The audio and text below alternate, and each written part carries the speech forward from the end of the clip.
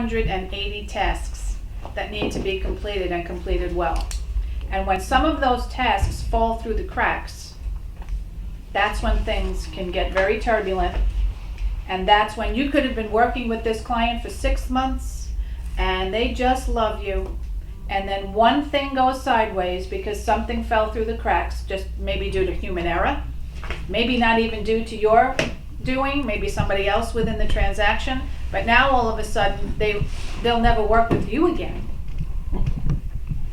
So it's up to you to actually demonstrate and communicate that value. But I want to get into this first today because your time is extremely valuable when it comes to working with clients. And that's a whole nother class, and we're going to be doing classes on a regular basis on how to use your time wisely, how to pick and choose your clients, because your time is very valuable. And time is the only equalizer that each of us has. Use it wisely. Remember, it's a gift. In this profession, and I've been licensed and active in real estate for 32 years in South Florida. And I see very many real estate professionals, because they have a buyer in their car or because they have a listing, they're so busy, but they're not earning any money. So there's something wrong with what they're doing with their time with these sellers and or buyers. So remember that time is the only equalizer that each of us has. Each of us at this table, and of course we all don't know how much time we actually have here on the earth, but in this real estate industry, the only equalizer we all have is our time. What we do with that time and how we polish our skills, and if we come to classes to learn more, is the difference. So that's the first thing I want you all to understand. The second thing is I want to read the thought for the day. The first one I want to read is this one, and this one I love. I don't know why I'm all about frogs. Okay, I tell stories about frogs. The sales meeting I went into frogs, about what the Bible said about what happened with Pharaoh and Moses and all of that, and that's a whole nother thing. But this is something that I have had for about 25 years. And wherever I go, this comes with me. Because we as an industry, and I actually think as a society, a lot of us, actually statistics show about 60%, which probably now is probably 80%, of us spend all of our time getting ready to do something, but we never actually do it. And that happens to be the biggest detriment to being in sales, is actually managing our time and doing our things to actually be productive and effective to make a good living in this business. We get caught up in all of the minutia.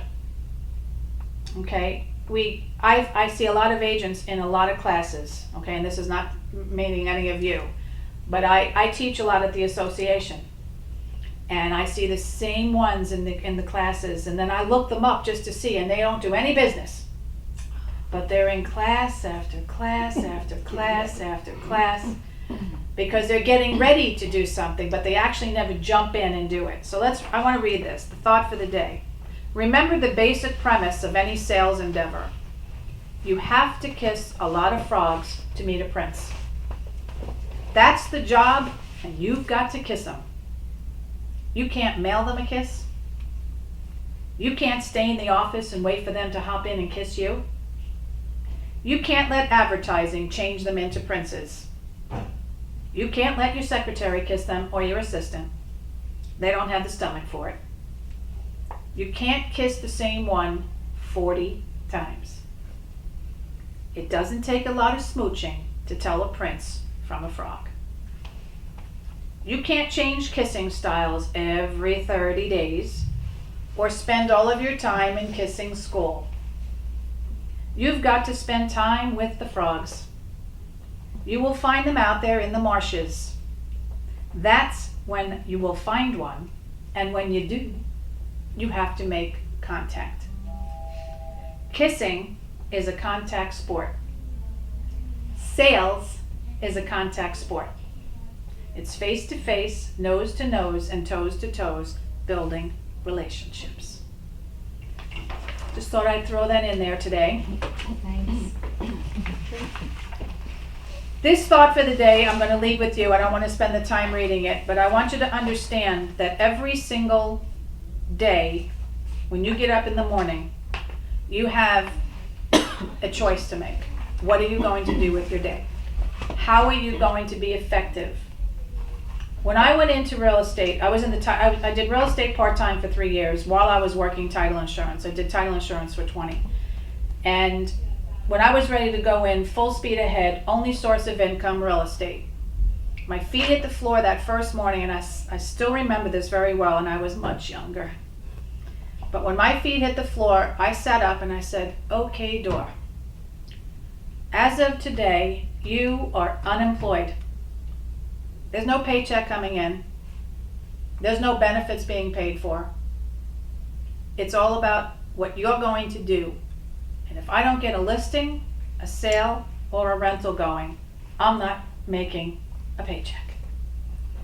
And when I got up, I knew that every day I had to make something happen to make that happen. So I want you to understand with this thought for the day, this is something you can actually post up at home or post up around your cubicle or at your office, and read this every day so that you make sure that, what the heck, let's read it. Imagine there is a bank that credits your account each morning with $86,400. Now, does anybody know what $86,400 actually represents? Anybody care to guess? Very good. Sanjita said 86,400 seconds in a day. That's what we have every day.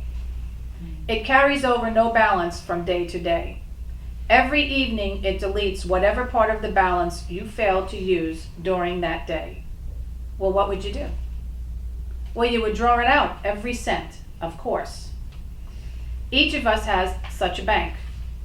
Every night it writes off as lost whatever of this you have failed to invest to good purpose. It carries over no balance. It allows no overdraft. Each day it opens a new account for you. Each night it burns the remains of the day. If you fail to use the day's deposits, the loss is yours. There is no going back. There is no drawing against the tomorrow. You must live in the present of today's deposits. Invest it so as to get from it the utmost in health, happiness, and success. The clock is running. Make the most of today. To realize the value of 1 year, ask a student who failed a grade. To realize the value of 1 month, ask a mother who gave birth to a premature baby. To realize the value of 1 week, ask the editor of a weekly newspaper. To realize the value of 1 day, ask a daily wage laborer with kids to feed. To realize the value of 1 minute, ask the person who missed the plane. To realize the value of 1 second, ask the person who just avoided an accident. To realize the value of 1 millisecond, ask the person who won a silver medal in the Olympics. Treasure every moment that you have, as time waits for no one. Remember, yesterday is history, tomorrow a mystery, today is a gift, and that's why it's called the present. It's very powerful. Okay, it is powerful. And that was Lisa Gavin who just said that for those of you out there. My senior administrator here in the Palm Beach Gardens office. My right arm, leg, and everything else. It's very important that you realize when you are in the real estate industry that every day is very important. Every day in our lives, obviously, is very important. But what we do in this business with those 8 business hours pretty much during the day, what are you doing with those hours to actually make them valuable for you? How have you progressed each day to do everything possible to create an opportunity for a listing, a sale, or a rental? So that's why I wanted you to understand the value of each day. So before we get into just the stuff of what we're learning today, I think it's very important that we change our mindset every day and say, if I don't go out there and do something to make this happen, and stop being always getting ready to get ready to get ready. Classes are great. I totally, obviously I wouldn't teach them if I didn't think so. But it's very important that when you go to a class that you take it and say, I'm going to apply this. I'm going to make this happen. The other one I have in here is just something for you to look at another time, is the top 7 ways to value your time. We can get very caught up in the stuff of searching on the MLS, running buyers around, running tenants around, doing everything we have to do from start to finish to get things done, and let a lot of the other balls in the air kind of fall. So it's not a very easy business, but it's actually not rocket science either. So we do earn our fees, and what we're going to get into today is something that's important for you to help avoid a lot of pitfalls. I deal with a lot of them regularly. So does Lisa as an admin person, having to put out fires because of tasks that simply have not been done, that should have been done by the listing or selling agent, depending on who you are representing. So let's get into a few of these things today.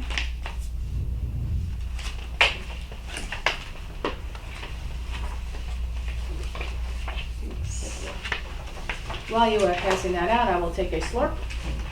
Did you say that lefty all day? Usually it's because I'm out and about doing so many different things. So I'll be able to, like, I've had this since actually 7:30 today. I'm only down to here.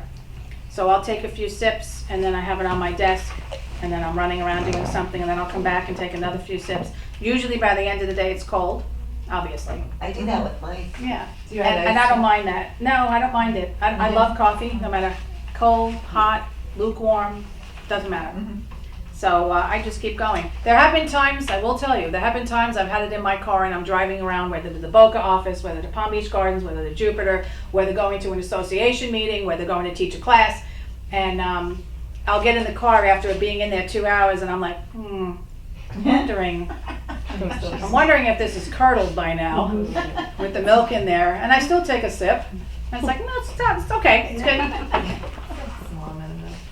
That's right, that's what I say, it's just a little bit. Okay, so getting the contract. What we're doing today is contract to commission, and we'll try and cover as much in between. I'm not going to be getting into the title insurance documents today and the closing statement, because generally that's part of this class that I do, but it makes the class much longer, and there's a lot of material to cover. So we'll actually do that class separately. I do a class on title insurance commitments. We're going to touch on a couple of things today on how I feel it's important for you as an agent to know when to get it and what to do to look at it. But getting into the in-depth of the closing statements, or what do we call them now, the buyer's disclosure? Buyer's disclosure. God forbid we say closing statement anymore. It's a buyer's disclosure now.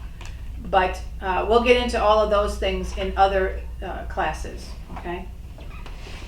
So when you're filling out a contract for purchase and sale, you have to pay careful attention to the time frames involved. Make sure that they're in logical sequence and that enough time is allowed for each process. I cannot tell you how many contracts I get and I look at, and the first thing I look at is the closing date. And then I look at the back page on that they're getting a mortgage, and they're asking for closing in 40 days, and they're giving 45 days for commitment, loan approval. Okay? Hence the words in this paragraph, underline, make sure they are in a logical sequence. You cannot give a buyer 45 days to get a loan and then ask for a closing in 40 days. Or you cannot ask for a closing in 45 days and give the buyer 45 days to get a loan approval. As a listing agent, you're going to have a lot of agents out there bringing in contracts to you. See, I've just spoken that over you. You're all going to get a lot of contracts. But you have to look at that and say, well, wait a minute. Okay, you're asking for a 45-day closing, but you're also saying that we are going to give the buyer 45 days to get a loan commitment. If you don't pick that up and everybody signs everything, and now 45 days into it, the seller's expecting a closing, and the buyer hasn't even received loan approval, that therein can lie where they will say, I'm not referring you anymore. So these are all of the things that you have to start thinking of from day one. Make sure you note your calendars to ensure all timeframes are met. I've actually brought a bunch of checklists that I'm going to give you later when you leave so that you can have those checklists. But your calendar is your friend in real estate. You need to be making sure that you're denoting every single sensitive time frame in that contract, and make sure you're always several days in advance of checking to make sure that time frame has been met or extended if necessary. Can I say something? Also, in app files, you could create a template with all those pertinent dates and task yourself.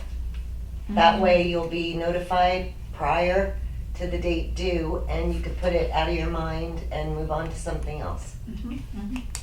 It's very important. Very.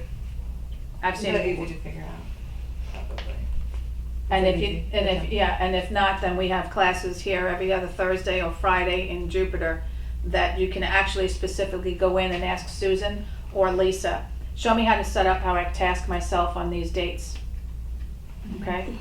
But that's an important point, because I've seen in my career way too many things go sideways and upside down because the time frame had not been met. I've sat with agents in my office where they would just pull their hair out and say, oh my gosh, Doreen, I know you told me that I had to watch this, and I'm in a mess now. Okay, we don't have our loan approval, and the seller is now holding us in default. Yeah, so these are the things that, you don't want to learn those lessons the hard way, which is why I teach these things. I try and help you avoid as many pitfalls as possible. So below is a checklist of items to consider when finalizing the contract and ultimately handing it in for title work, preferably to Princeton Title. I have to get that in there. Supply a properly completed contract. All right, so when you're filling out the contract as the selling agent or receiving one as the listing agent, please make sure that it's filled out as accurately as possible. That includes middle initials, marital status, and daytime phone numbers. Very many people don't put phone numbers on there, or they don't supply it to the title company, or they put the phone number during the day and they're at work all day, so they can't be reached. So you have to think of all of these things in advance.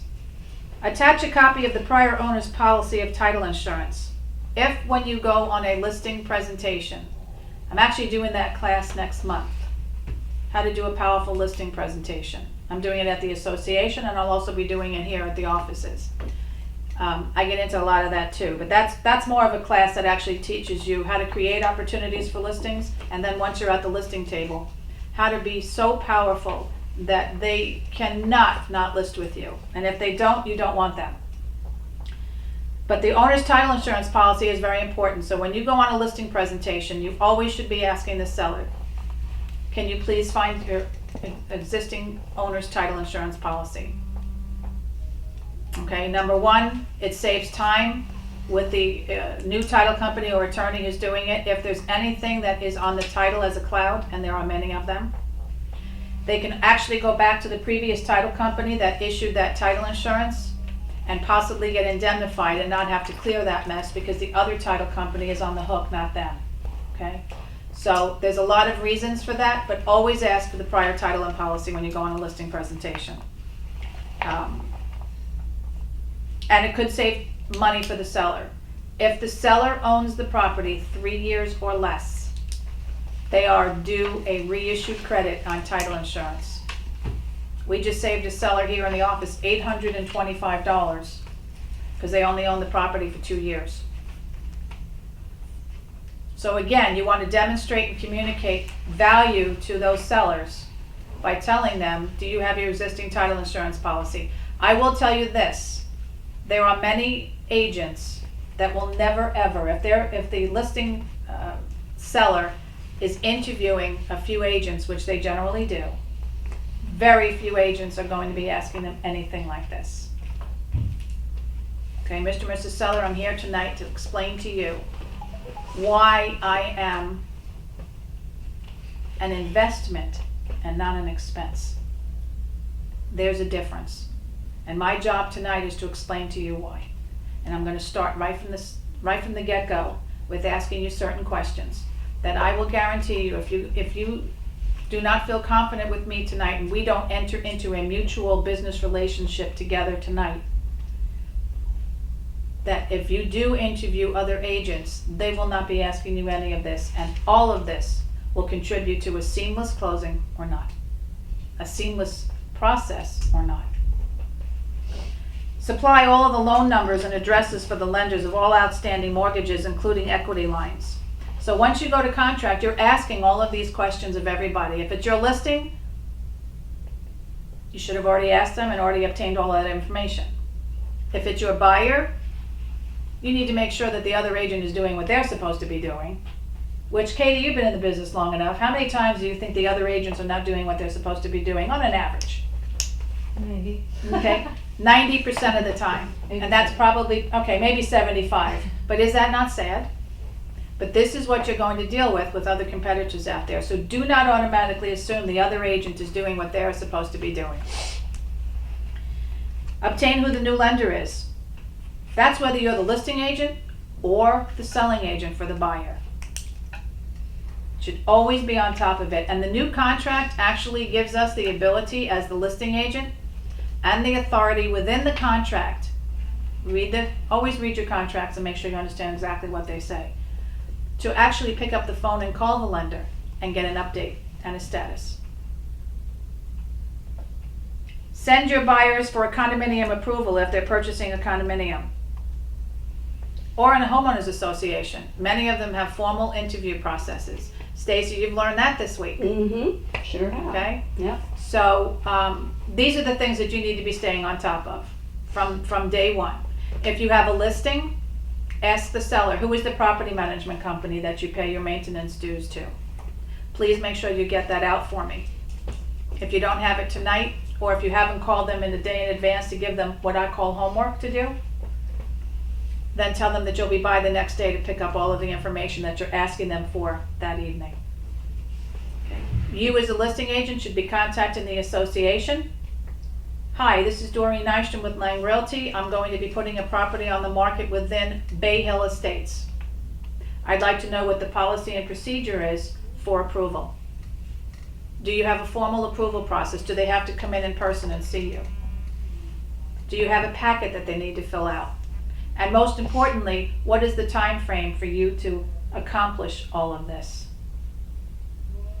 Okay, we've had a couple recently where they wanted to close in 2 weeks and everybody said, yes, no problem, it's cash deal, we're closing in 2 weeks, title company's jumping on everything, no problem. And the association said, I think not.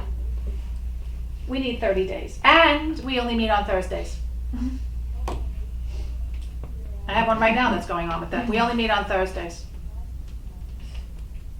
So these are the things you need to know in advance so that things don't go sideways, and they can very easily. And you have to have that approval, by the way, in the file to be compliant before you can close and or be paid. All right, so don't have corporate or Lisa or Susan having to constantly task you to follow you around for these things. This is your business. You need to be in control of your business and what it requires to get the transaction from contract to close as seamlessly as possible. Advise if the buyer or seller will be out of town at the time of closing. So Mr. and Mrs. Seller, are you all going to be here for closing? That was tough, wasn't it? Do you know how many agents don't ask that? And the sellers somehow think we have a crystal ball to be able to know that. Same thing for the buyers. Mr. and Mrs. Buyer, or Miss Buyer, or Mr. Buyer, are you going to be here for closing? Based upon their answers is what you have to do next. Well, no, actually, I'm not going to be here for closing, Sanjita. I'm going to go ahead to Indiana where my job is, and I'm going to get everything ready. So, and my wife will stick around with the kids and get everything ready, and then she'll move out when we're done and closed. Well, how are you going to be working that? Are you working with a power of attorney? Yes, I already have a power of attorney done. I will tell you from being in the title insurance business and also the real estate business, I would probably say 7 out of 10 times the power of attorney that those people have is not a good one. What I said was not a good one. It has to be reviewed in advance. Well, wonderful. What I'd like to do is if you'll furnish me a copy of that. We're blessed enough to have a relationship with a title insurance company who's owned by an attorney, and I'd like them to review it to make sure it's pertinent to this sale and can actually be utilized. That will save you enormous amounts of problems when what'll happen is the average agent will wait and they'll say, oh, you're not going to be here for closing? Okay, well, I'll tell the title company. And then you are in the market for a month, 2 months, 3 months, you go to contract, you hand in the contract, title company gets everything and says, and then half the time the agent forgets to tell the title company that the seller's not even going to be at closing.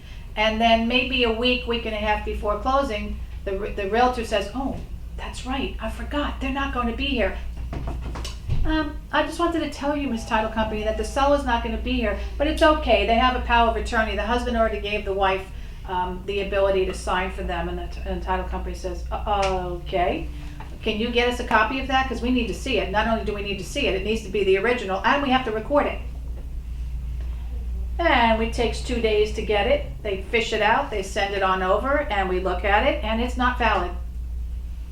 Okay, it was done from a friend of a friend, or it was done in a different state a long time ago, so they think it's still apropos to this transaction. It's not specific to this transaction. It's not going to be utilized. And now everybody has to run around getting a new power of attorney drawn up. The husband's already in Indiana. Or we've had many times where we had to have the wife sign it, and the wife was, let's see, in one case she was at Disney World with her children.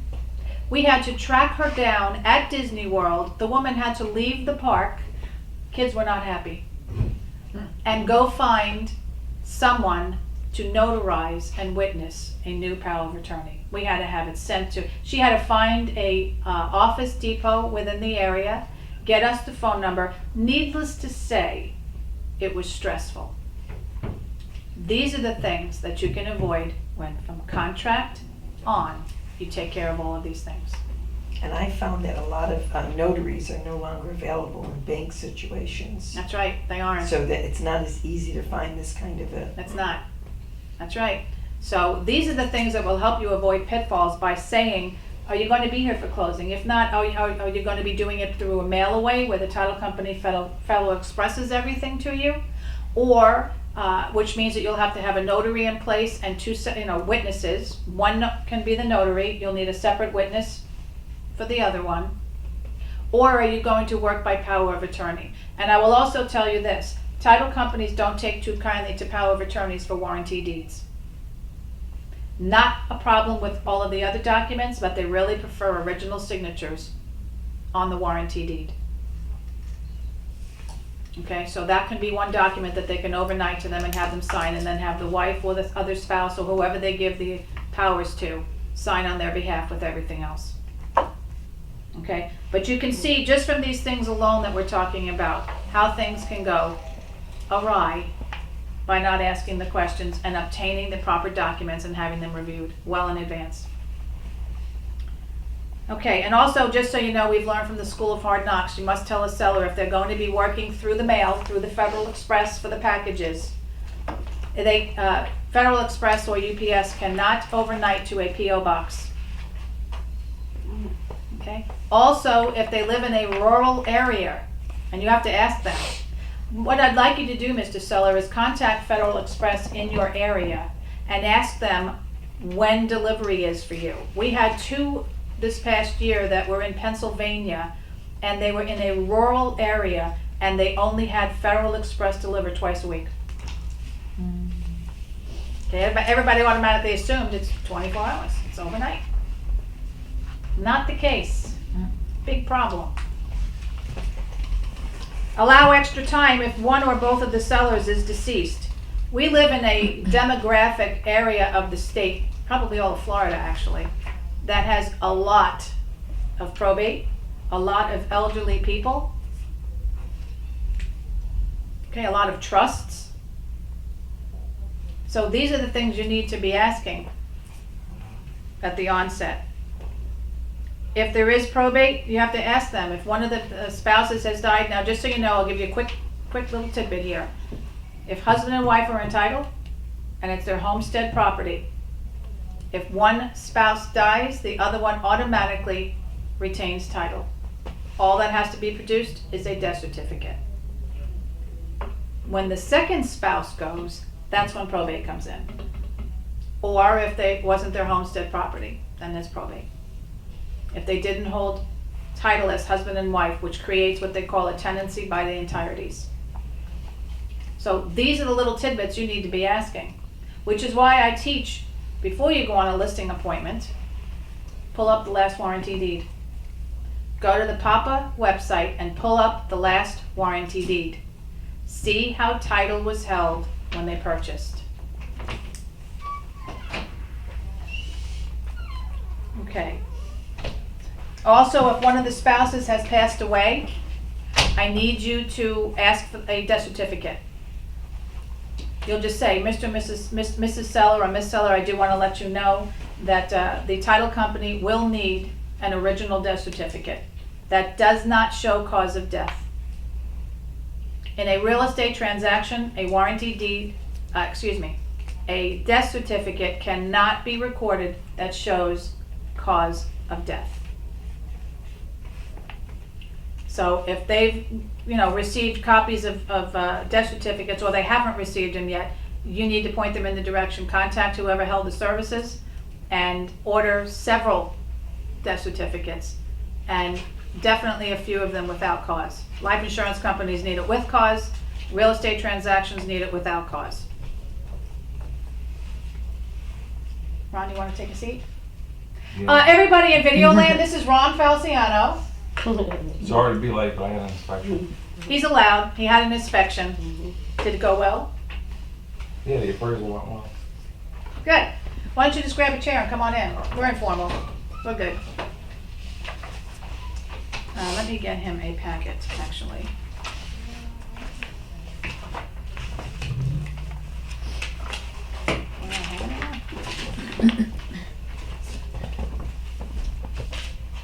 I guess I don't.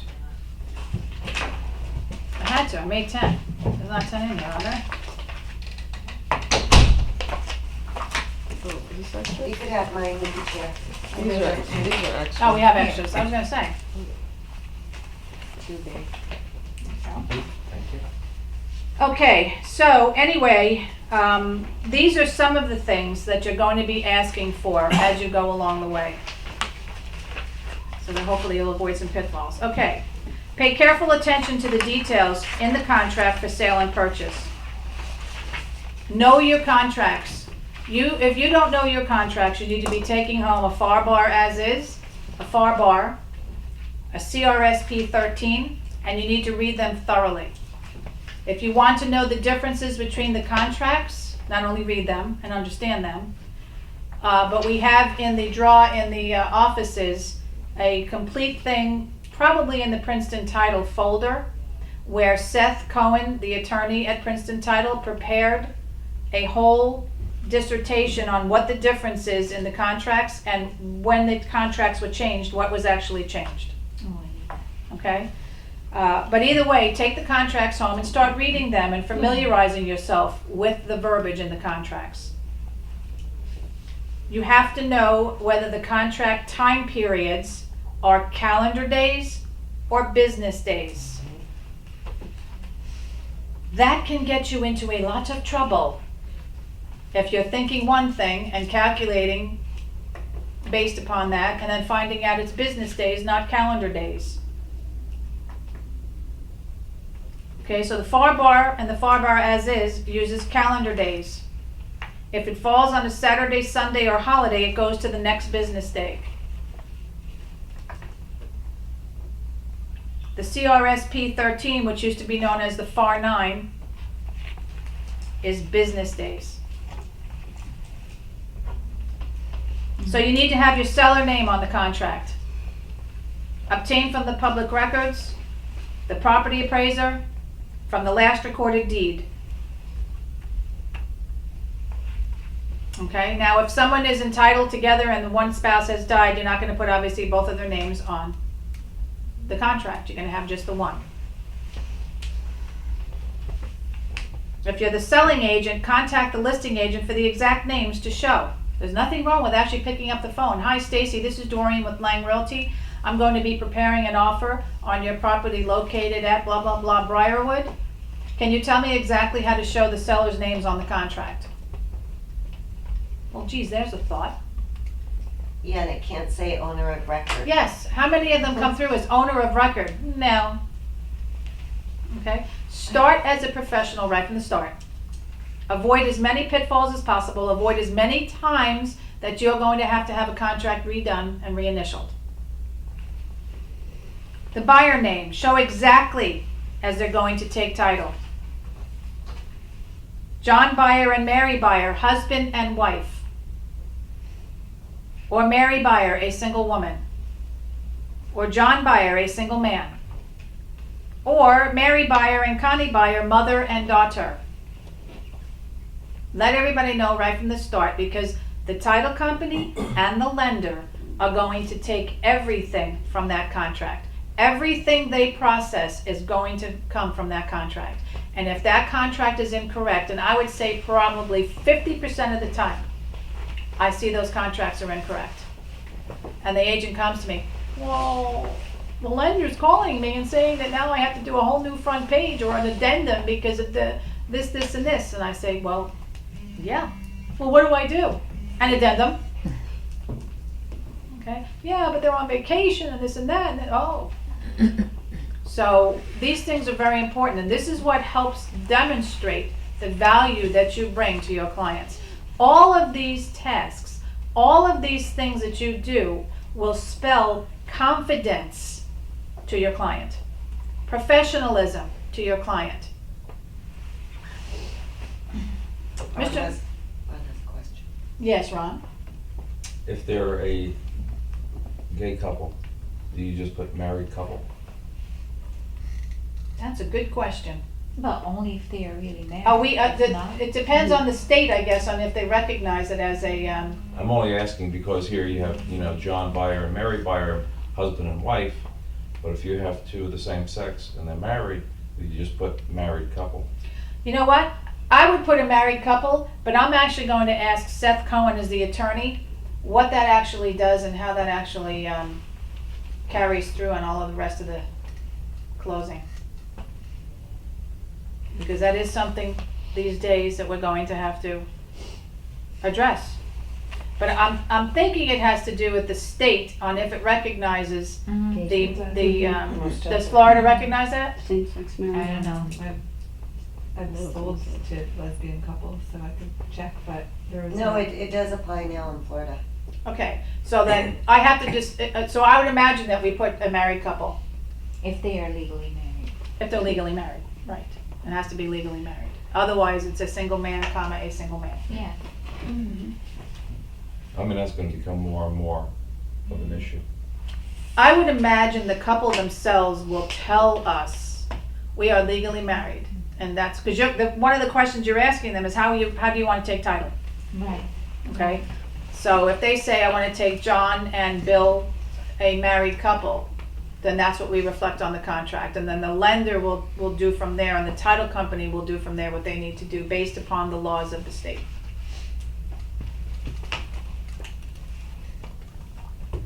Okay. So anyway, the more accurately you reflect the names properly, the easier it is and the better it is for the title company and the attorney performing the title work and the closing, and a lot less headaches for you. And having to go back to your clients and having redone and redone and redone. Because I will tell you this, a client in their mind, if you have to keep coming back and saying, I need to have this reinitialed and this should have been done this way, but I didn't realize it and this and that. They're thinking in their minds, you should have known this. Mm-hmm. They look to you as being the professional, regardless of how long you've been in the business. You should have known. When I took my real estate license course 31 years ago, and I was sitting in the class at Gold Coast School of Real Estate. I did the night class for 6 weeks, 6 to 10, and the instructor kept saying, culpable negligence, culpable negligence, culpable negligence. And then every time we had a break, everybody would out the door, and I would sit there and say, I need to go ask a few questions. And I went up front and I said, you keep bringing up culpable negligence. And we did not have the phones those days where we could just sit in the suite and go, culpable negligence. So I went up to him and he said, I'll tell you what that means basically for all of you real estate agents. It means you didn't know, but you should have known. That's how the public looks like. You can't say, well, I'm new. I didn't know that. You should have known that. And they have to be able to rely on us that we know these things. So when you're going back and this is a mistake and this is a mistake and I didn't realize this and I need this reinitialed and I need this, they are losing confidence in you more and more. And maybe you won't get referred. But if you are on top of everything, now I'm not going to say human error doesn't come in every now and then and a mistake is not made, but if it's repeated and it's things that you should have known in their minds, the chances of them referring you are much less. So you want to demonstrate that value that you're on top of these things, and there's a lot of tasks that are going to get us from contract to commission seamlessly. My job, Mr. Buyer, is to get you the best property for the best real estate dollar investment that we can make in this current market in the least amount of time with the least amount of stress. The same thing for the sellers. My job, Mr. Seller, is to get you the highest net in your pocket in the least amount of time with the least amount of stress. And my job tonight is to explain to you how I get that accomplished. See, we don't just put a sign in the front yard, put it in the MLS, which 90% of my competitors do, and let the chips fall where they may.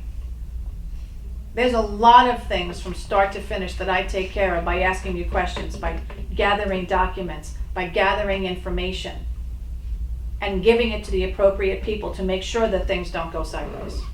They need to know these things. Why are you an investment and not an expense? Why should they pay you $25,000? Because I'm going to put a sign out front and I'm going to put it in the MLS and hope that somebody calls me. And then I have really no clue what to do after that, but we'll get it done.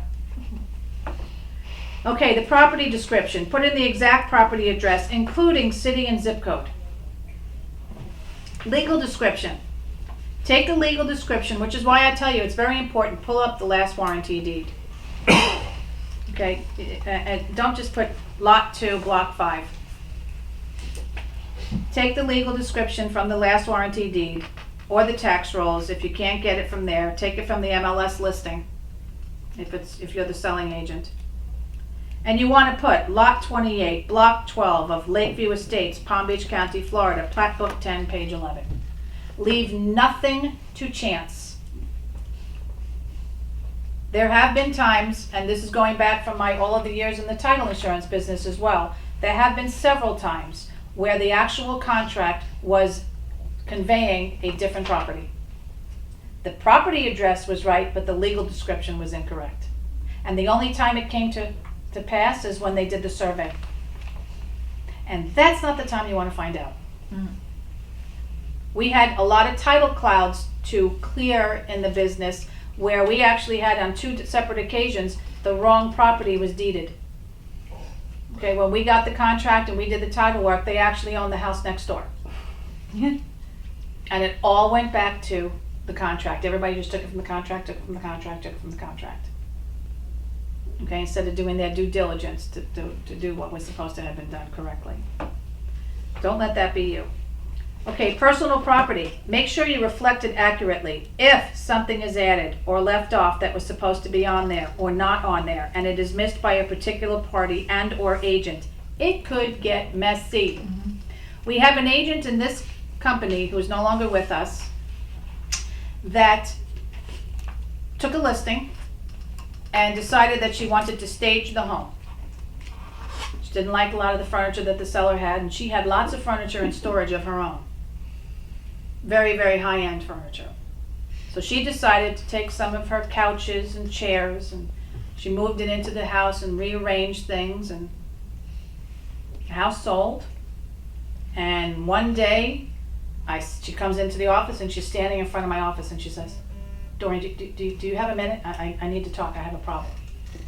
I said, sure. I said, what's up? So she sits down, she says, I don't know how I'm gonna get out of this one.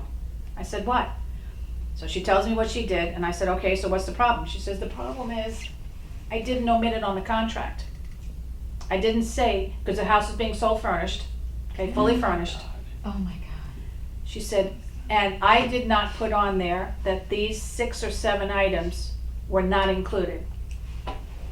I said, uh-huh. I said, okay. I said, well, I said, the first thing we need to do is let's go back to the other agent. She says, I did. I said, and what did they say? Too bad, so sad. The buyer is expecting that furniture, and that's exactly what they're getting. She was very unhappy because that was furniture she was going to be giving to her son. So these are the things. Now the new contract, if you know, if you look in the personal property section, does not have, anybody know what is not included in there anymore? Washer dryer. If you don't write in on the contract, washer dryer to be included, you are going to be possibly purchasing a washer dryer. We've had 2 contracts in this office where that happened. And the realtor said, well, but the other contracts had it in there. I said, but this one did not. And you didn't read it, you didn't look through it and see that the washer dryer was not pre-printed. I don't Okay. think microwave is either. I always ask. That's right, and I don't think microwave is either. And if you have a seller that's a real stickler, and then the day of the walkthrough, you're going to the walkthrough and there's no washer dryer, and the buyer says, oh, wait a minute, where's the washer dryer? I said, well, we took it. Well, what do you mean you took it? That was, it's appliances. And I will tell you, on both of these, the MLS had washer dryer in there. Well, you didn't have it on the contract, so we didn't think you wanted it. So then whose phone do you think rings? Doreen? I have a situation. Yes, you do. So we need to try and negotiate with these sellers and explain to them, come on, you had it in the MLS. We had one seller acquiesce, we had one not. And guess what the realtor had to do? Buy a washer and dryer. But the buyers were really good people, and they said, we don't expect you to pay for the whole thing, we'll pay for half. Oh, nice. Okay? You don't want to learn lessons that way. I've had a few agents in the past couple of weeks where the first thing I say to them, I say, I'll tell you what. This is not a mistake you're going to make again, is it? They go, definitely not. I say, okay, that's the first thing. Now let's see what we can do to get through it to resolve it. But I promise you, you won't do this one again. Nancy, my mentor, even told us to put garage opener, pool key. I would leave nothing to chance. Exactly, because pool keys, you'll end up buying a pool key. If the seller doesn't have it, never had it. If you put it on the contract and the seller says, well, I don't have it, and say, well, then go to your association and purchase one. Because I expect to be able to get in the pool.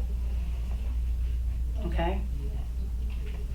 Yes, in my career of real estate, I purchased a few things. I purchased some ice makers. I purchased pool keys for sure. And as I did those things, I said, okay, not doing that again.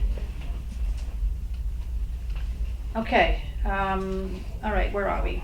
All right, purchase price. It begins as an offer price, and it might change during the negotiations, you think? If it gets messy and you're constantly crossing out, there are still times where I get a contract and I look at it and I'm trying to see what the actual sales price is, and I have to go into app files and pull up the sales submission form to see what the agent actually put on there. Now, if I'm having a problem ascertaining what the purchase price is, do you think the lender and the title company just might? Also, as a note, while we're here with this, anytime a change is made on a contract, date it. Okay? I've had too many times we're having to try and figure out what the effective date is, because every time you change it, it becomes different. All right? So when you make a change on an initial and the other party makes a change on the initial, date it right next to it. If it's getting very messy, prepare another page, but I try and have you avoid that if all possible, because then you have to start all over again, and too many people can change their minds in the interim. All right, so you want to try and keep it as locked up as much as you can. So try and keep it as neat as you can right from the start. Do you have to initial it as well when you date it, or not necessarily? No, anytime you initial a change, date the initialing. Okay, so Okay, you so have right next to initials the and initial, so then there's no question as to what the effective date is. Because until it's a complete meeting of the minds and there's no more initials back and forth, that's the effective date. Okay? And I've seen too many things go really messy with attorneys when there's an argument as to what the effective date really was. Okay? Because all of your time frames start from the effective date. Your inspection time frames, your mortgage time frames, your time frames for second deposits, or even first deposits on these new contracts. Okay, make sure the deposit is reflected correctly. FAR bar, make sure you would indicate when the initial deposit is to be made or is being made. Right now, they have it where it's either upon acceptance or at the time of the offer, or 3 days from acceptance. Okay? My take on that, get it right away. Especially if it's our listing. Okay, so make sure your deposit's right. Make sure your math is right. I go through contracts and I'm like, okay, here's the sales price minus the deposit, minus the second deposit, minus the loan, and wrong. Okay, did you have a calculator when you did this? Now we have to redo this and go back and have everybody initial it. Oh my gosh, I didn't even realize. Yeah, okay, your client's really gonna look at you as a major professional. Didn't even do the math right. And we haven't even gotten started. We just went to contract. We still have a lot of things to accomplish from here to commission. And if the escrow agent changes, it needs to be changed on the contract. Yep, we almost lost a deal recently because of that. The escrow agent changed, the buyer did not tell the seller, and we had an issue with the escrow agent, and the seller said, well, all along we thought it was here and you moved it. We had a problem. So any changes, so thank you for bringing that up. Any changes that are made all along the way, you must make the change on the contract and have it initialed. And you have to alert all of the parties.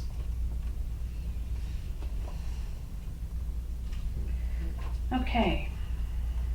And make sure the deposit timeframes are adhered to. That second deposit. If you're the listing agent, you stay on top of it. I've had some agents come into me and say, I'm not really sure if I really want to bring it to their attention. That, I just had this the other day, I'm not really sure if I should bring this to the attention, Doreen, but the deposit is due by 5 o'clock and it's 4 o'clock and it's not in. And I said, okay, so tell me what your reasoning is. Now I knew where he was going with it. Tell me what your reasoning is on why you don't think that you should alert the other agent. Well, because then the buyer's in default and the seller can keep the money. I said, oh, yeah, that's what I thought. I said, let me ask you this. Are we in the business of trying to keep transactions moving along so that they can actually close and you can be paid and we can be paid? Well, yeah, get on the phone. Let them know that you're expecting that deposit by 5 o'clock today. Okay.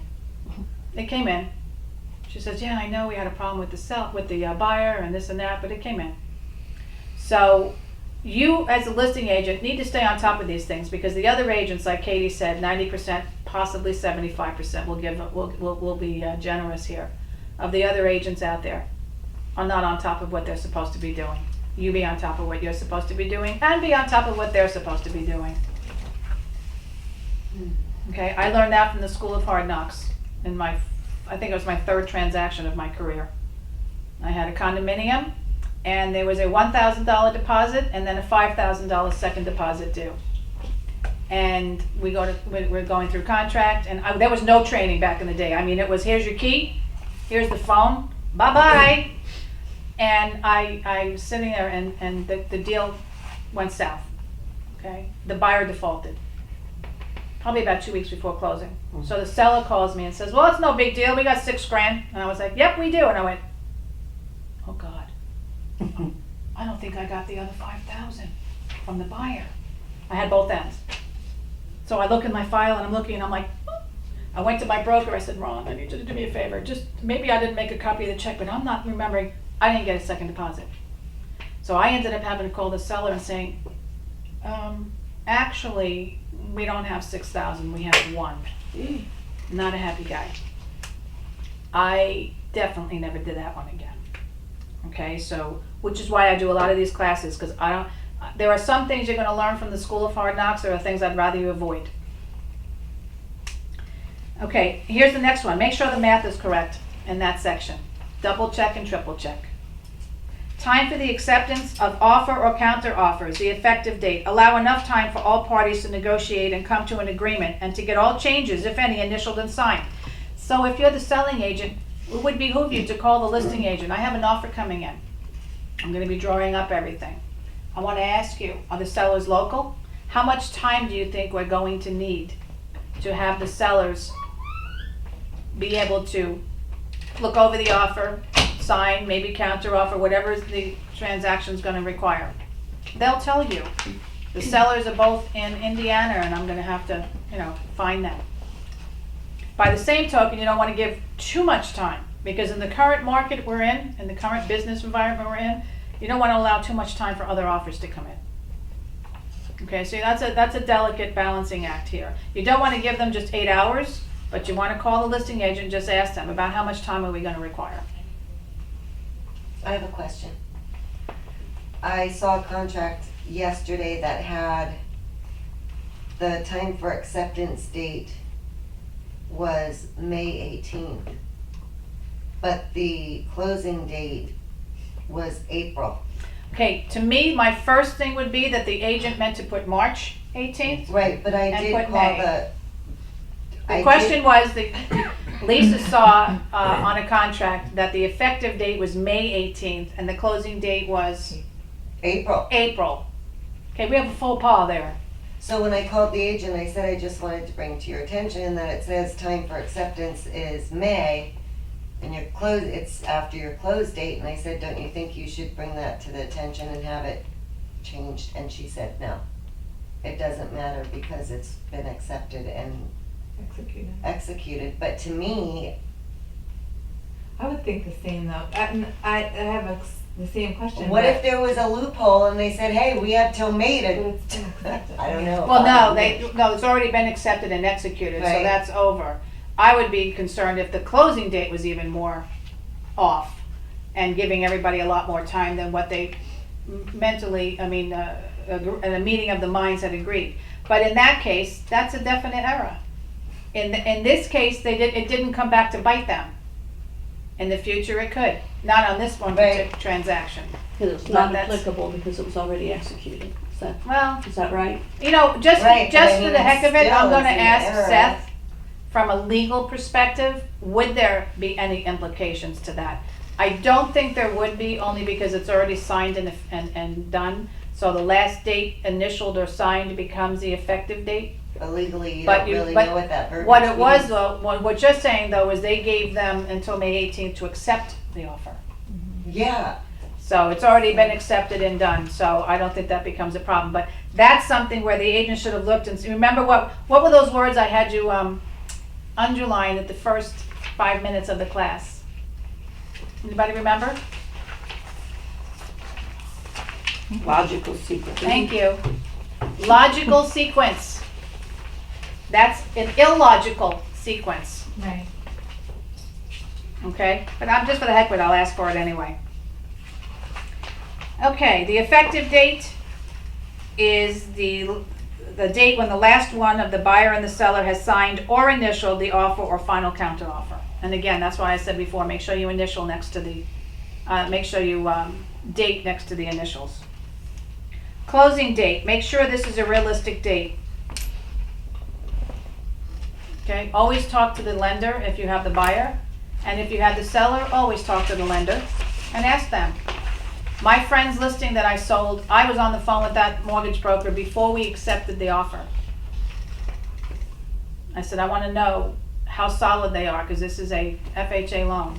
And she said, they are already approved, I just have to hand it back into underwriting. They had another house that they were purchasing, it didn't appraise, so the seller wouldn't come down, so they had to walk away. She said, they're solid. Okay, I wanted some reassurance. Now, you're not going to be able to do that in every case. But I contacted them. Once you're at contract, you need to be on the phone with the lender. And like I said, the contract gives you the ability to do that now, it states it right in there.